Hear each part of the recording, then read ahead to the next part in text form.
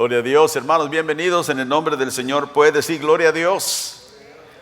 Amén, gloria al Señor. Aquellos que están viendo en línea también les damos la bienvenida esta mañana. En el nombre del Señor es nuestro deseo que el Señor le bendiga ahí donde está. Padre, gracias te damos por el privilegio que tenemos de adorar a un Dios tan grande como tú. Señor, como hemos cantado, tú eres un Dios que haces milagros. No hay nadie como tú, Señor, ni en el cielo, ni en la tierra, ni debajo de la tierra, ni en ningún lugar en toda la creación, porque tú eres, Señor, el que has hecho todo y formado todo para tu gloria. Y aún a nuestras vidas has formado para que nosotros te glorifiquemos. Ayúdanos, Señor, para entender eso, para captarlo, para vivir de tal manera, Señor, que tú recibas la máxima gloria de nuestra vida. Te pedimos esto en el nombre de Jesús. Abre nuestro entendimiento, Espíritu Santo, danos luz esta mañana. Te pedimos en el nombre de Jesús. Amén y amén. Si trajo su Biblia, hablar conmigo al capítulo 2 del libro de Efesios. Hemos estado hablando acerca de favorecidos por la gracia o favorecidos por la gracia de Dios. Y esta es la segunda parte. No pude terminar la semana pasada. Si no tuvo tiempo de escuchar ese mensaje, le exhorto a que vaya y lo escuche ahí en YouTube o en nuestra página web de la iglesia. Somos nosotros los que estamos en Cristo, y si alguien está en Cristo, la Biblia dice es una nueva criatura. Somos favorecidos por la gracia de Dios solamente. O sea que el favor de nuestra vida no viene porque estamos chulos o hermosos, o porque tenemos dinero, porque tenemos posesiones, no, sino que Dios nos ha favorecido por gracia, simplemente porque Él le ha placido. Y sabe que para que nosotros, entender qué tan favorecidos somos los que estamos en Cristo, Pablo nos hace ver aquí en el capítulo 2 de Efesios, que nos lleva a entender dónde estábamos antes de que nosotros recibiéramos la salvación en Cristo. Y en Efesios 2, el verso 11, Efesios 2, 11 dice: por tanto, acordaos, les dice, acuérdense de que en otro tiempo vosotros los gentiles, en cuanto a la carne, eras llamados la incircuncisión por la llamada circuncisión. O sea, los judíos les llamaban incircuncisos, dice a ustedes, o él se incluía porque él era judío también. Dice, acuérdense que ustedes los gentiles que eran incircuncisos, y dice, llamados incircuncisos por la circuncisión hecha con la carne. Dice, en aquel tiempo, o sea, en el tiempo pasado, dice, ustedes estaban, ¿qué? Sin Cristo, alejados de la ciudadanía de Israel y ajenos a los pactos de la promesa. O sea, no teníamos ningún beneficio, ninguna cosa que nosotros merecíamos fuera de Cristo. Dice que estábamos alejados, y menciona ahí la ciudadanía de Israel porque Dios tenía un pacto con una nación de todo el mundo. Dios hizo un pacto con una nación que fue la nación hebrea, los judíos mismos. Y dice, ustedes estaban apartados de esa ciudadanía, no eran judíos, no eran aquellos que estaban bajo el pacto de Dios. Y por eso dice, estaban ajenos de los pactos de las promesas, sin esperanza y sin Dios en el mundo. Fíjese, qué condición tan pésima todos nosotros nos encontrábamos. Y si no entendemos eso, no apreciamos la gracia que Dios tiene para darnos, el favorecimiento en la gracia de Dios en la salvación en Cristo. Por eso mucha gente dice, pues sí, soy salvo, y como si nada. Pero no se da cuenta, primero, cuánto costó para traer esa salvación: la muerte del Hijo de Dios, que nunca pecó, que fue intachable en su carácter, y uno se entregó para que nosotros pudiéramos, los que creemos en Él, ser salvos. Así que estábamos alejados, estábamos sin Cristo, éramos ajenos a los pactos de las promesas, no teníamos promesa de Dios para nada, simplemente de que algún día íbamos a ser juzgados por nuestros pecados, sin esperanza y sin Dios en el mundo. Como digo, una condición pésima donde nosotros nos encontrábamos. De hecho, Pablo dice en el verso 8, ahí del mismo capítulo, que nosotros no podíamos ni salvarnos a nosotros mismos. Dice en el verso 8, porque por gracia sois salvos por medio de la fe, y esto no de vosotros, pues es un ¿qué? Un don de Dios. Así que Jesús, a través del Evangelio, nos da algo, nos trae algo a nosotros, los que éramos en otro tiempo, ¿verdad? Estábamos fuera de Cristo.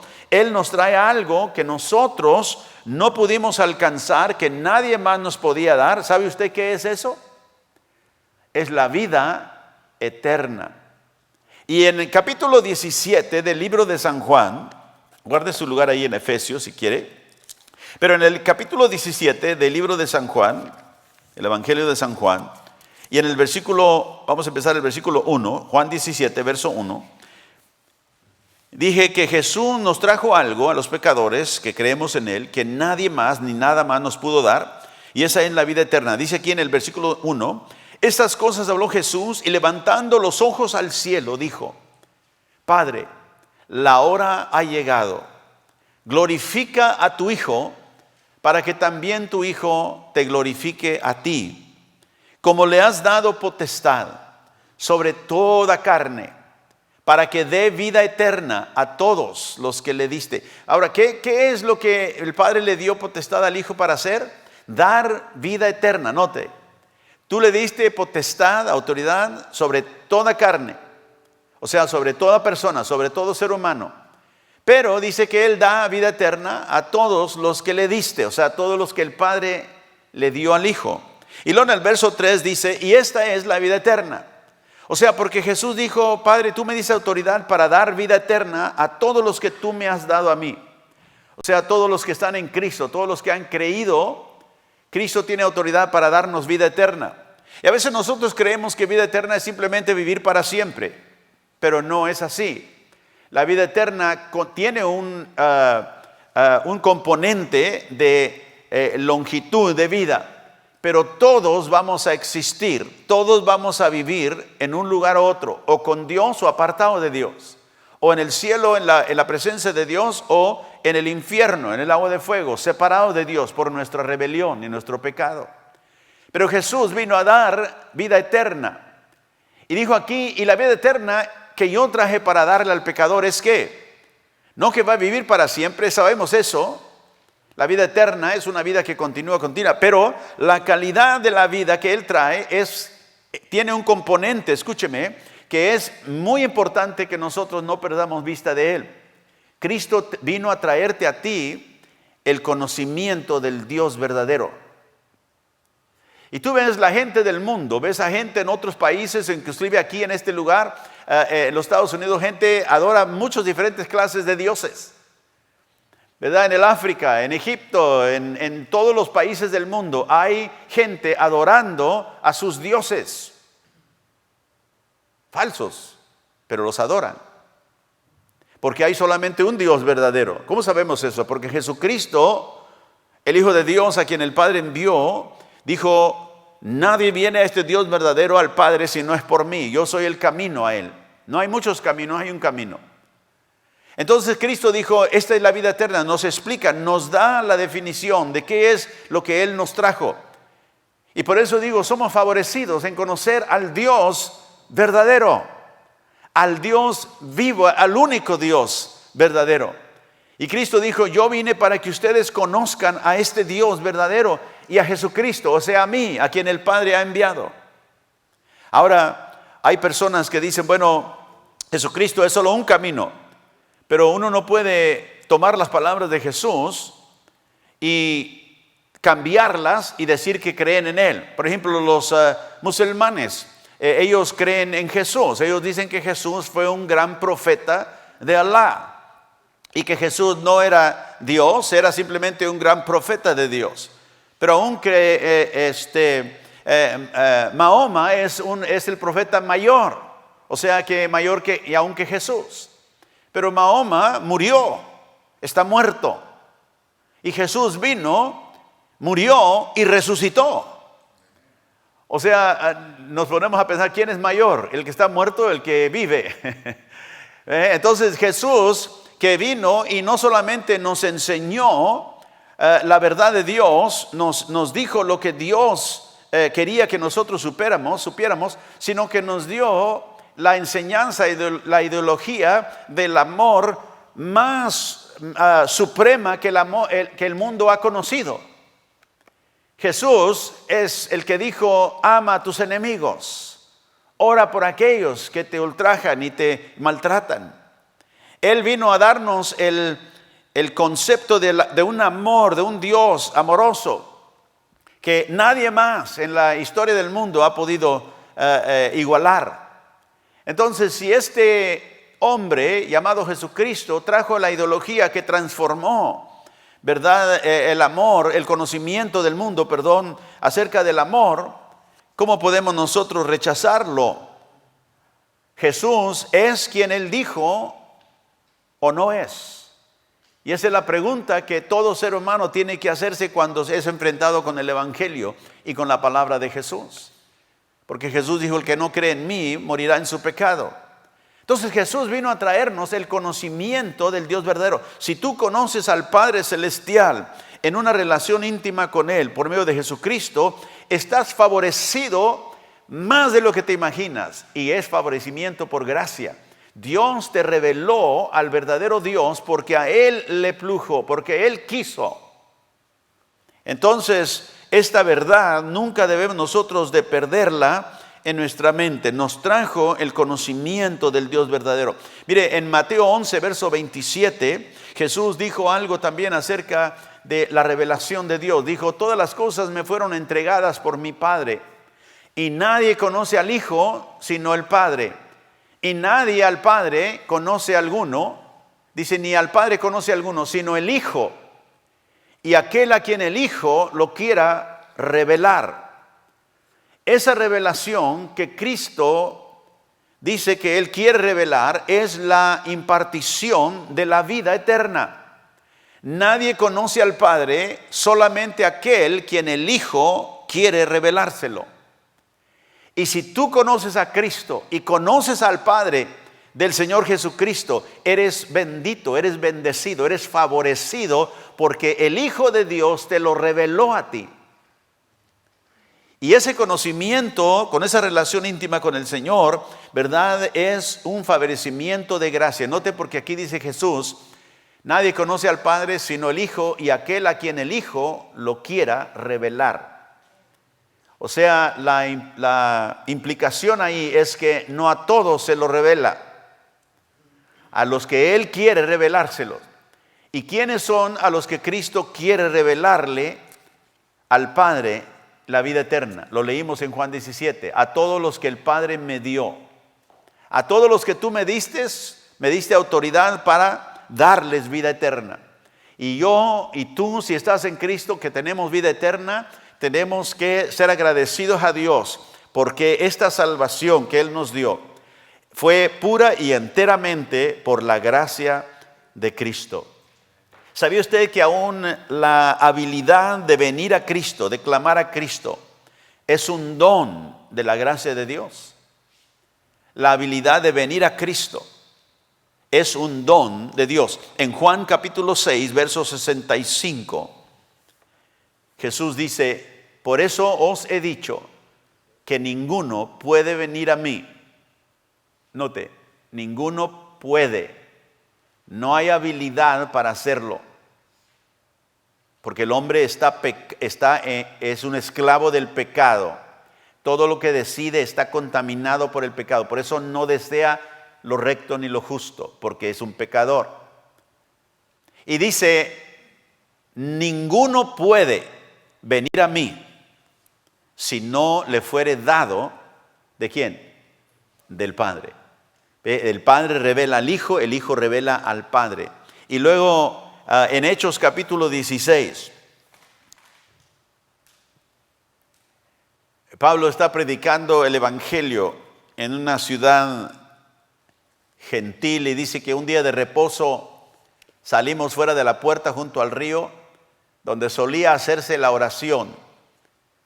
Y sentándonos, y hablamos a las mujeres que se habían reunido. Verso 14. Entonces una mujer llamada Lidia, vendedora de púrpura, es una mujer empresaria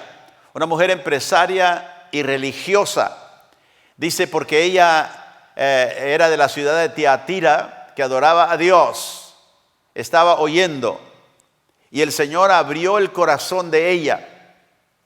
¿Quién le abrió el corazón? El Señor. Note, ella no abrió su corazón, el Señor lo abrió. El Señor abrió el corazón, ¿para qué? Para que estuviese atenta a lo que Pablo decía. O sea que ella pudo entender el mensaje del Evangelio y ser salva, porque el Señor le abrió su corazón.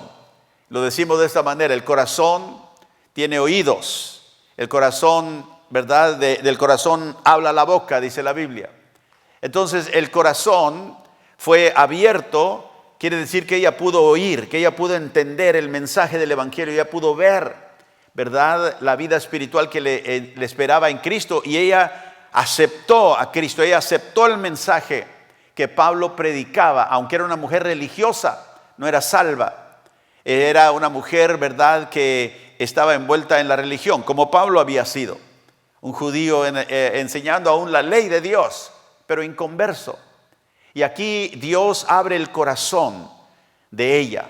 Y así vemos nosotros que Dios es el que abre el corazón. Por eso nosotros, cuando hablamos a la gente de Cristo, le testificamos. Somos solamente testigos. Solo somos aquellos que damos el testimonio de la palabra de Dios. Dios es el que hace la obra en el pecador. Dios es el que abre el corazón para entender. Tú no puedes convencer a alguien que Dios no le ha abierto el corazón, ni los ojos, ni los oídos para ver. Pero Dios nos llama a predicar el Evangelio a todos, porque nosotros no tenemos la lista de quiénes son los que Dios Padre le dio al Hijo. Puede ser tu hermano, puede ser tu familiar, puede ser tu amigo ahí que trabaja contigo, ¿verdad?, en tu oficina. Pero tú simplemente compartiendo el Evangelio como Pablo lo hizo, Dios abrió el corazón de esta mujer religiosa, empresaria, para que ella conociera a Cristo. Así que Dios nos favorece en esta salvación por medio de la gracia. Dios le abrió el corazón. Nadie puede venir a mí, Cristo dijo, si el Padre no lo atrae. Es una bendición de la gracia de Dios. Y Él nos ha empoderado como hijos suyos para ser libres, para ser libertados de vivir una vida en la oscuridad del pecado en la cual nosotros nos encontrábamos. Acuérdense que dice: en otro tiempo estabais muertos, en otro tiempo estabas en vuestros delitos y vuestros pecados. Y Él ahora, con esta gracia en la cual Él nos ha favorecido en la salvación, nos ha empoderado, nos ha dado el poder para poder vivir la vida, una vida, ¿verdad?, libre de la esclavitud a la oscuridad del pecado. Como vimos la semana pasada, vamos a regresar a Efesios 4. Toda la gente en el mundo fuera de Cristo por defecto está perdida. Y una vez más, si no ha escuchado el mensaje de la semana pasada, no vamos a repasarlo todo, vaya, escuche esto. Pero el mundo, les dije la semana pasada, tiene un reto, y este es el reto, de conocer la condición en la cual ellos se encuentran. Y solamente Dios puede revelar eso. Y si nosotros vamos a ser eficaces, vamos a ser efectivos en ayudar a la gente, como le digo, en sus problemas, entre comillas, porque la gente piensa que tiene problemas, pero el problema que tiene, que le da luz a todos los otros problemas, es el pecado. Y si nosotros vamos a ayudar a la gente en sus problemas, tenemos que saber que el problema principal que ellos tienen es el pecado en el corazón. Es el alejamiento de Dios en la cual ellos se encuentran. Es la condición donde ellos se encuentran fuera de los pactos y las promesas de Dios, sin fe, sin Dios en el mundo. Acuérdense, lo leímos ahí en Efesios, empezamos con esa escritura. Ahí estábamos. Pero ahí está toda la gente por defecto que no conoce a Cristo. Y si nosotros vamos a ayudar a la gente, este es nuestro reto. Señor, de que ellos conozcan la condición en la cual ellos se encuentran. Y no tratar de darles un evangelio que los hace sentir bonito, porque no queremos ofenderlos. ¿Verdad? El pecado ha ofendido a Dios. El pecador ha ofendido a Dios. Y tiene que saber el pecador que es su ofensa y su rebelión en contra de su Creador que lo mantiene en esa postura donde va a ser juzgado si no se arrepiente. Vimos que Cristo vino para dar testimonio a la verdad. En Juan 18:37 Jesús dijo, para esto nací, para esto vine, para dar testimonio a la verdad. Entonces la verdad que Él vino a darnos es que todo hombre sin Él, sin la salvación que Él está perdido. Y sabe que la gente perdida, como todos estábamos, y quizás nos podemos identificar porque así éramos nosotros, pero la gente perdida, todo el mundo quiere experimentar amor, ¿sí o no? No hay nadie que no le guste ser amado, no hay nadie que no quiera experimentar el amor, pero quieren el amor sin tener el Dios de amor en sus vidas, sin tomar en cuenta al Dios de amor. Quieren experimentar el amor, quieren conocerse a sí mismos, quieren ubicarse en la vida sin conocer al que los creó, sin conocer al creador que los formó y los hizo, al alfarero, ¿verdad?, que los formó. Quieren vivir una vida libre, una vida de libertad, y estando, ¿verdad?, disfrutando la vida la vida de libertad, pero están alejados de la vida de Dios. Dice Pablo en Efesios 4:17, donde leímos 18, están ajenos a la vida de Dios, ¿verdad? Afirman también que ellos entienden, que ellos saben, que ellos tienen conocimiento, sin reconocer que están ciegos en su corazón. Mire, Efesios 4, verso 18, el siguiente versículo dice, teniendo el entendimiento entenebrecido, oscuro, ajenos de la vida de Dios. O sea que no entienden que están en su ignorancia, ajenos de la vida de Dios por la ignorancia que hay en ellos. ¿Qué ignorancia? Y pueden ser personas bien educadas, pueden ser personas con títulos, pueden ser personas que las cosas del mundo las conocen bien, pero están ignorantes de Dios, el Dios que los creó. Su entendimiento acerca de las cosas espirituales, las cosas de Dios, está, dice aquí, entenebrecido. Y claman y afirman que tienen vida. Pero dice la Escritura en el verso 19 que están entenebrecidos. Verso 19, por favor.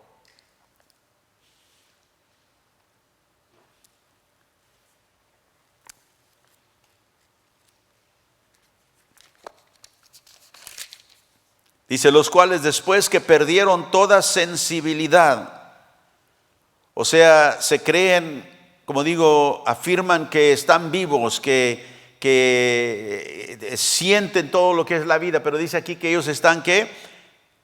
Perdieron la sensibilidad. Entienden solamente las cosas que tienen que ver con lo físico, ¿verdad? Con las cosas que los conectan con el mundo. Pero la sensibilidad del corazón, porque están en el corazón ignorantes, entenebrecido el entendimiento, perdieron sensibilidad, la sabiduría espiritual, y por perder la sensibilidad del espíritu, del corazón, dice, se entregan ¿a qué? Se entregan a la lascivia, para cometer con avidez toda clase de impureza. Viven porque están perdidos en la insensibilidad, vidas lascivas, vidas sucias, ¿verdad? Pero ellos piensan que están viviendo una vida buena. Esa es la condición de aquellos que están fuera de Cristo. No reconocen ninguna responsabilidad final, ninguna responsabilidad última. Y esto es algo muy interesante. El pecador no reconoce que hay un Dios que lo va a llamar a cuenta. No quiere reconocerlo eso. No quiere, la responsabilidad final de tener que dar cuenta de su vida. Pero sí quieren que otros sean traídos a responsabilidad cuando hay que hacer justicia para ellos.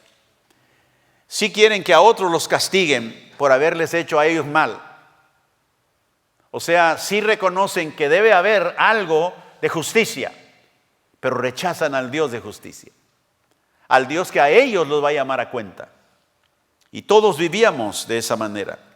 Y por lo tanto la gente hoy, muchos de ellos, especialmente la gente activista, ¿verdad?, políticamente marcha por la justicia social. Y usted los ve en televisión, clamando derechos de justicia social, derechos de economía, derechos para vivir su vida en cualquier manera sexualmente que ellos quieran, ¿verdad? Por eso tenemos el movimiento homosexual.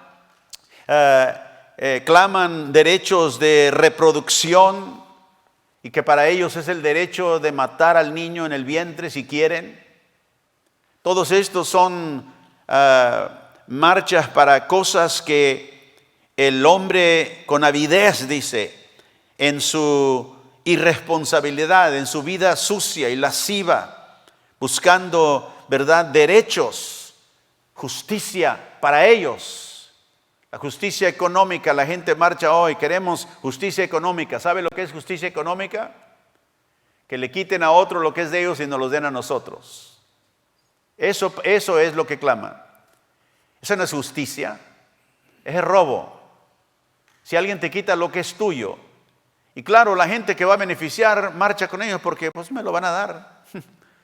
Pero no se dan cuenta, en esa condición sus vidas están ignorantes espiritualmente, como dice aquí, han perdido la sensibilidad. Porque si alguien viene y le dice, ¿sabes qué? Así como le quitamos a ellos para darte a ti, ahora te lo vamos a quitar a ti para dárselo a otros. ¿Verdad que no es lo mismo?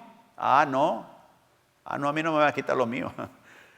Entonces la gente marcha por toda clase de justicia, pero no quiere nada que ver con el Dios de justicia.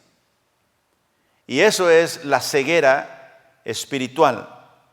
Pablo dijo a la iglesia en Romanos capítulo 10 y verso 3, porque ignorando la justicia de Dios y procurando establecer la suya propia, no se han sujetado ¿a qué? A la justicia de Dios. O sea, desechamos la justicia de Dios, buscamos establecer la nuestra, la propia.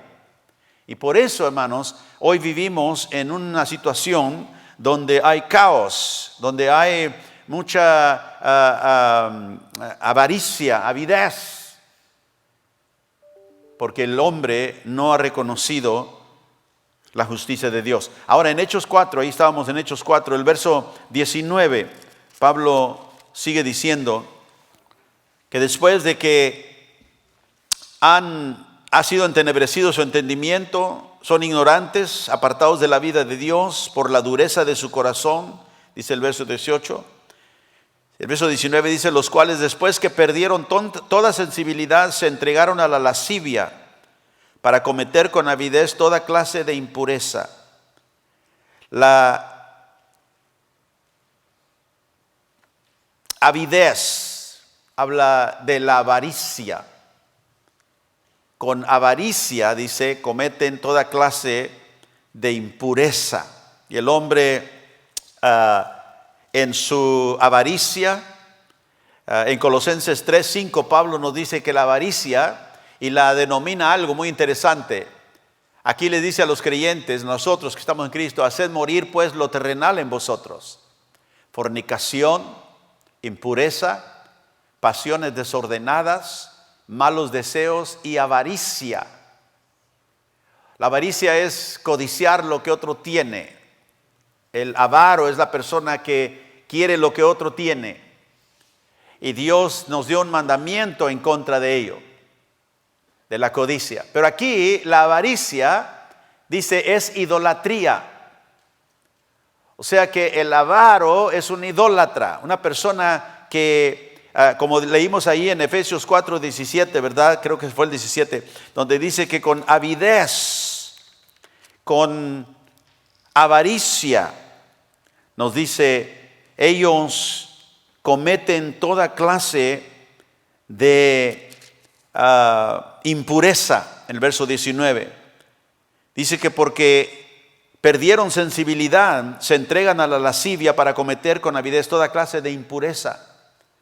Entonces aquí Pablo dice, esa avaricia es una idolatría.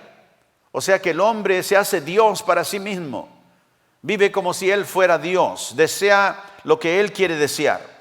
Y esa avaricia, esa codicia, en Éxodo 20 y el verso, vamos a leer el verso 3 y luego el verso 7. Aquí se encuentran los mandamientos que Dios dio al pueblo de Israel. No tendrás dioses ajenos delante de mí. La idolatría Dios la condenó inmediatamente. No tendrás dioses ajenos delante de mí. Y luego en el verso 7 nos dice: no tomarás el nombre de Jehová tu Dios en vano, porque no dará inocente Jehová el que tomare su nombre en vano. Y luego sigue diciendo más adelante, no creo que no lo puse eso ahí, pero déjeme dárselo porque esto concuerda con lo que Pablo dice ahí en el libro de Colosenses. Aquí en Éxodo 20 y el verso 17, perdón, no era el verso 7, el verso 17 dice: no codiciarás la casa de tu prójimo, no codiciarás la mujer de tu prójimo, ni su siervo, ni su criada, ni su buey, ni su asno, ni cosa alguna de tu prójimo. Ve, lo que le corresponde a él es de él. Y tú, si él quiere dártelo, si él quiere compartírtelo, está bien, pero tú no tienes derecho a lo que es de otro. Y codiciarlo, la gente que marcha, como digo, queremos justicia económica, está diciendo queremos que lo que otros tienen sea nuestro. Queremos, no buscan que les den más trabajo, no, quieren mejor que no quiero trabajar, quiero que me dé lo de otro. Y por eso nos encontramos en este país en muchas maneras en el caos que nos encontramos. Estamos nosotros imprimiendo dinero y gastando dinero como si no hubiera fin. Y hermanos, eso se lo digo, no puede continuar sin que el país explote, si puedo decir eso, económicamente. Porque hemos perdido, ¿verdad?, el rastro que Dios nos dio, pero hemos perdido ver el camino que Dios nos dio para caminar. No codiciarás, porque la codicia es ¿qué? Es idolatría. Y el primer mandamiento: no tendrás dioses ajenos delante de mí, le dijo Dios al pueblo. Entonces nosotros tenemos que reconocer que ese es el lugar donde la gente se encuentra que no conoce a Cristo. El Dios, ¿verdad?, de la codicia los conduce en un camino. Y qué interesante, porque muchas veces ese camino es un camino de deseos pecaminosos, cada vez mayor, cada vez incrementando deseos. Y la mayoría del tiempo este camino los conduce a una depravación sexual. Por eso Pablo nos dice ahí, donde leímos en el libro de Colosenses, el capítulo 3, que nosotros, dice, como creyentes, nos dijo que debemos de poner a un lado, debemos de hacer a un lado, ¿verdad?, todo lo que nos conecta a la tierra, hacer morir la fornicación, impureza, pasión, desordenadas, malos deseos y la avaricia, que es la idolatría. Porque esa idolatría, ese Dios siempre conduce a algo que va a contaminar al hombre y destruirlo últimamente. Vaya conmigo al capítulo 18 de Levítico. En el capítulo 18 de Levítico, Dios también le da al pueblo de Israel unas leyes para gobernar, ¿verdad?, este camino, como le digo, que la avaricia los llevaría y los conduciría para destruirlos.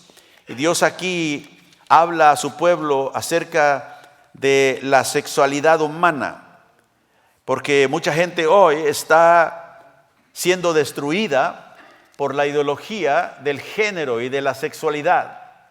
¿Ve? Con avidez, con avaricia, hacen las cosas que al final los destruyen. La gente muchas veces hoy se identifica, y lo vemos en la sociedad cada día creciendo más, por la cosa equivocada. Sus deseos, sus preferencias, lo que a usted le gusta, no es lo que usted es. Por ejemplo, a mí me gustan los vegetales, pero yo no soy un vegetal. Puede uno ser un vegetariano, pero no es un vegetal, es un humano. El deseo es por los vegetales, el deseo es por lo que... Una persona no puede identificarse por la perversión de su sexualidad. Y de hecho la gente lo hace hoy. Y aquí en el capítulo 18 de Levítico, Dios le dice al pueblo muchas de las cosas que afectan la sexualidad que Dios les prohíbe, como es la fornicación, el adulterio, el incesto, la bestialidad. Y Dios hasta aún les dice que si cometen estos pecados, va a afectar aún hasta la tierra donde ellos están. En el versículo 26 les dice: guardad pues vosotros mis estatutos y mis ordenanzas, y no hagan ninguna de estas abominaciones, ni el natural ni el extranjero que mora entre vosotros. Verso 27 dice: porque todas estas abominaciones hicieron los hombres de aquella tierra que fueron antes de vosotros, y la tierra fue contaminada. O sea que vino una contaminación espiritual, un juicio sobre la tierra por esos pecados. Porque todo pecado, hermanos, conduce a la muerte. En Santiago capítulo 1 y el verso 13, el apóstol Santiago nos dice en Santiago 1, verso 13: cuando alguno es tentado, no diga que es tentado de parte de Dios, porque Dios no puede ser tentado por el mal, ni Él tienta a nadie, o sea, a nadie con el mal, sino que cada uno es tentado cuando de su propia concupiscencia es atraído y seducido. Y entonces la concupiscencia, o sea, el mal deseo, después que ha concebido, da luz al pecado, y el pecado, siendo consumado, da a la luz la muerte. Amados hermanos míos, no erréis, les dice. El pecado, cuando concibe, dice, es consumado, da luz a la muerte. Todo pecado llega a ese lugar. Por eso el Señor les advirtió a Israel. Dios nos está advirtiendo hoy, aquí en este país. Hay voces que hablan y en contra de aquello que la mayoría, según piensa, que está bien. Que está bien vivir una vida depravada, está bien vivir una vida, verdad, inmoral. Pero Dios dice, no está bien. Y no solamente la homosexualidad, que ahora es permanente o preeminente en muchos lugares. Hasta los lugares más altos del gobierno se encuentran ese tipo de perversión. Pero Dios no solamente señala la homosexualidad, Dios también llama la fornicación. O sea, la sexualidad, el uso fuera del matrimonio, el adulterio, ¿verdad? Hasta la bestialidad Dios condena. Los hombres que tienen sexo con animales. Dice, ¿uno puede bajar tan bajo así? Sí, porque conduce el pecado a cada día más a depravar el hombre.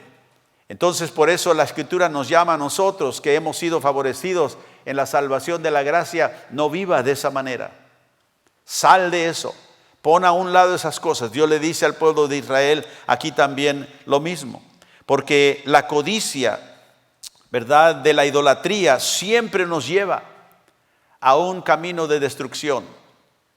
Y escúchelo bien, la idolatría, la codicia de la idolatría siempre destruye al idólatra.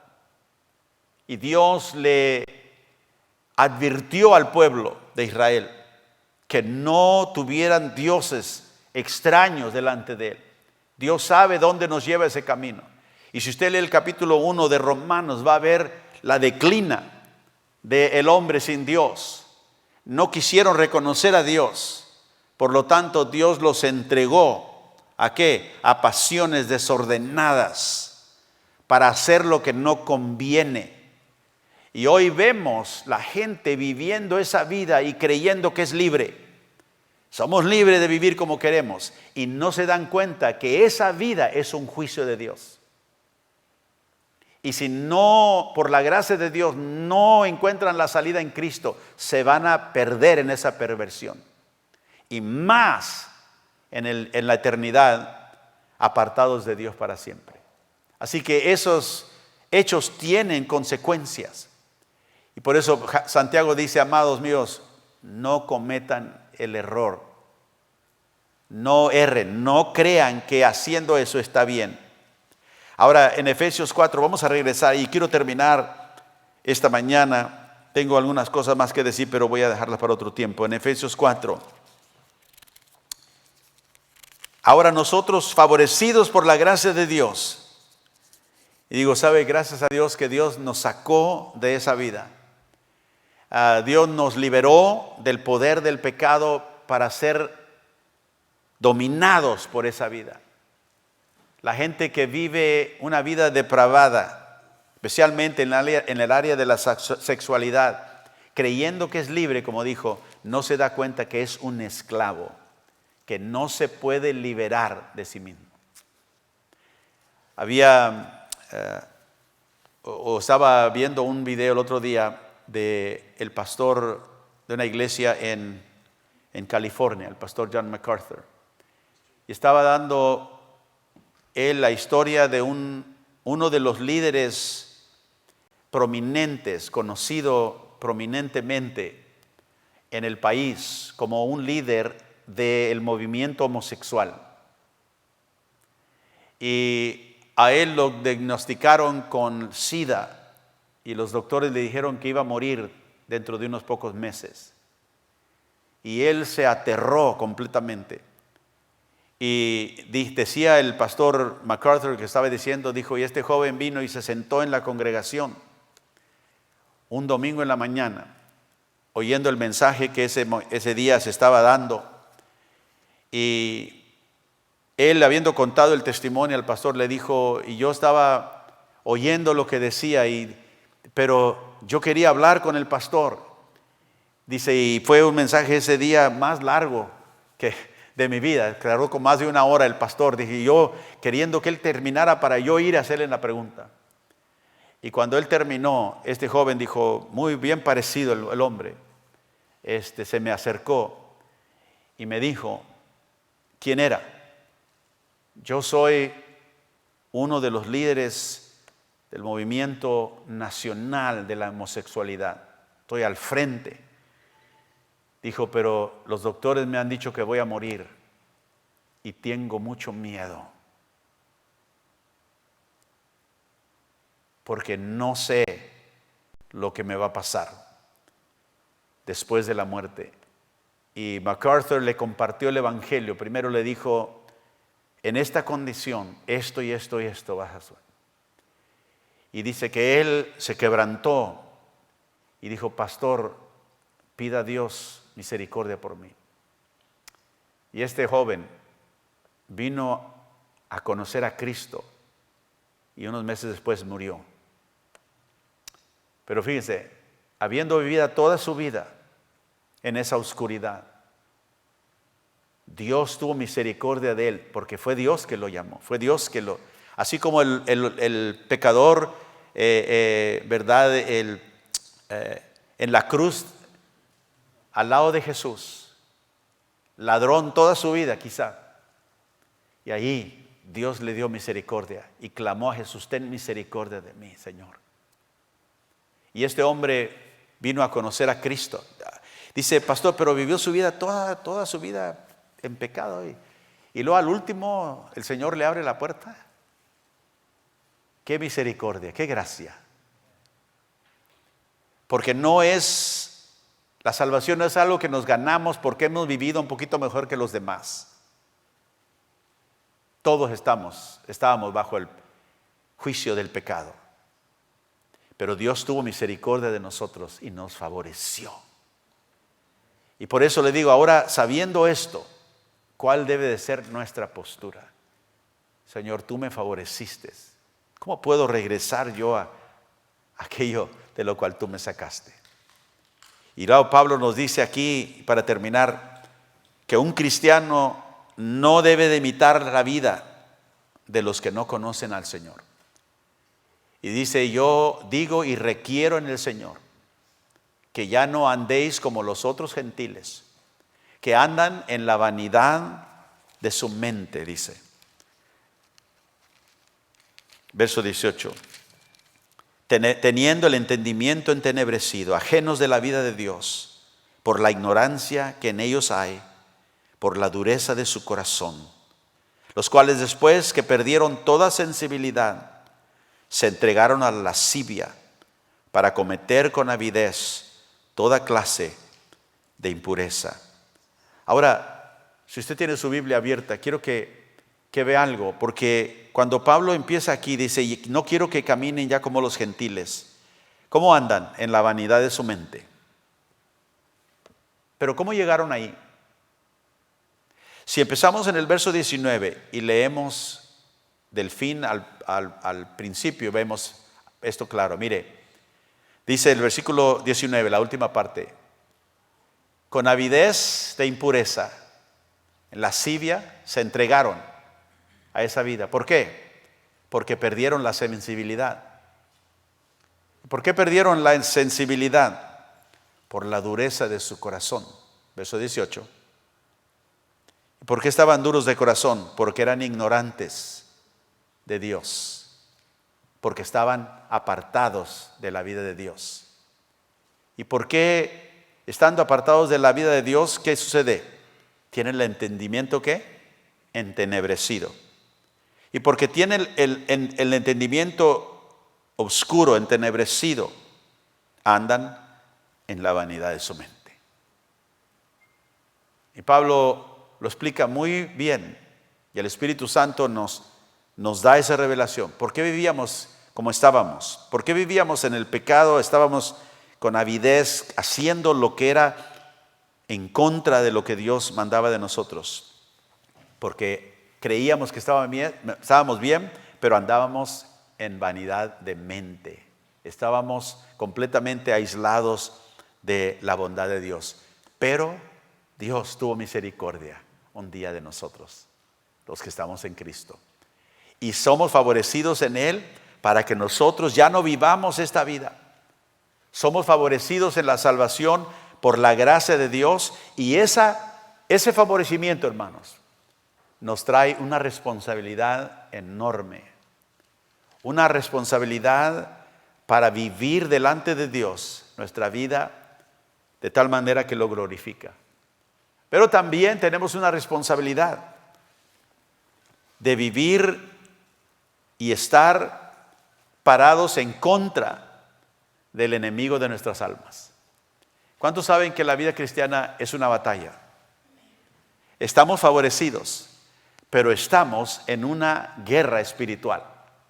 Estaba orando por alguien hace algunos días atrás y me decía, es que tengo este problema, y me explicó y dijo, y lucho con él, y lucho en contra, y a veces me siento como que estoy derrotado y pienso que a lo mejor o no conozco a Dios o no. Le dije, ¿tú has entregado tu vida al Señor? Sí, a Cristo. Le dije, el hecho de que tú estés lidiando con el pecado y la tentación y te molesta, para mí es evidencia de que conoces a Cristo. Porque cuando éramos pecadores, pecábamos, pero realmente no nos molestaba. Y si nos molestaba era porque me van a ver mal o que si se dan cuenta van a saber quién realmente soy. Todo era, pero nunca era nuestra incomodidad de que he pecado contra Dios. He ofendido a Dios, que es santo. Y cuando un creyente tiene esa batalla, y Pablo lo explica esto en Romanos capítulo 7. Hago lo que no quiero hacer y lo que quiero hacer termino no haciéndolo. Y dice, ¿quién me librará de esto? Y dice, Jesucristo. Entonces cuando nosotros lidiamos contra el pecado, la Biblia nos dice que no debemos de pecar, pero cuando pecamos tenemos un abogado, primero que nos redarguye nuestro corazón. Si tú puedes pecar sin ser convicto en tu corazón, eso es un peligro. Eso dice algo de ti. Pero si cuando tú haces algo que sabes que desagrada a Dios y viene una convicción, he pecado en contra del Señor, perdóname. Y puedes venir a Dios y estás lidiando la carne y el espíritu, como dice Pablo. Esa batalla que le molesta a la persona porque ha ofendido a Dios es evidencia de una persona que en su corazón ha conocido al Señor. Y sabe, porque si no fuera esa convicción en el corazón, esa persona no fuera salva. Yo doy gracias a Dios que aunque tenemos ese pleito todavía, tenemos esa batalla, peleamos la batalla de la fe, ¿verdad? Todavía echamos mano a la vida eterna, al conocimiento que tenemos de Dios, y dejamos que eso era el que nos dirija. Si alguno peca, dice la Biblia, tenemos abogado con el Padre, Cristo Jesús. ¿Para qué? Para que nos perdone y nos restaure. Así que esta mañana yo doy gracias al Señor por mi salvación. ¿Y qué de ti? ¿Das gracias al Señor que Él te ha favorecido en la gracia? Que así eras tú, pero que ahora Él te ha llamado a una vida diferente. No para vivir como los paganos, no para vivir como aquellos que se dan con avidez, dice, para hacer toda clase de impureza, sino que, Señor, tú estás purificando mi corazón para ser más como Cristo. Póngase de pie conmigo esta mañana. Yo quiero que oremos al Señor. Ahí donde estás, agradécele al Señor que Él te ha dado el conocimiento del Dios verdadero, si le conoces a Cristo. Si no conoces a Cristo, ahí donde estás, tú invítalo. Ven, Señor, perdona mis pecados, cambia mi corazón, dame un corazón nuevo, limpio. Señor, que yo pueda vivir mi vida para ti y no en muchas maneras, Señor, de idolatría que ha habido en mi vida. Perdóname. Ahora, Señor, yo te pido, Dios, que al salir de este lugar, al ir a vivir nuestra vida, Padre Santo, esta semana, podamos ser agradecidos por esa salvación que nos has dado y saber que hay muchos, Señor, que todavía no te conocen, que están viviendo en una esclavitud horrenda del pecado, que un día, Señor, tú juzgarás al mundo en justicia, dice tu palabra. Y Padre, yo te pido que podamos nosotros, por el mensaje que tú nos das, por el testimonio que tenemos de que tú has hecho en nuestra vida, dar a otros la esperanza que solamente tu palabra puede traer, Padre. Te pedimos por aquellos que no conocen a Cristo, que conocemos, aquellos que son nuestros familiares, nuestros amigos, aquellos, Señor, con los quien trabajamos, que son compañeros de trabajo. Ayúdanos para verlos en la condición que ellos están y que la compasión que te movió a ti, Jesucristo, cuando veías las multitudes como ovejas sin pastor, fuiste conmovido, Señor, a llamarlos, Dios, a ti. Ayúdanos a nosotros también, muévenos al ver al pueblo, a ver la gente, no solamente verlas como gente como nosotros, comunes, sino verlas como almas, Señor, que tienen un futuro destino y que el Evangelio puede cambiar ese destino como lo ha hecho con nosotros. Gracias por favorecernos, por la gracia tuya. No lo merecíamos, pero tú, Señor, en tu bondad nos amaste y diste a tu Hijo para que creyendo en Él no perezcamos por la eternidad, sino que tengamos vida eterna. Gracias, Señor, por cada día revelarte más y más a nuestra vida. Gracias, Señor, por usar nuestra vida para gloria tuya. Te pedimos todo esto, Señor, en el nombre de tu Hijo.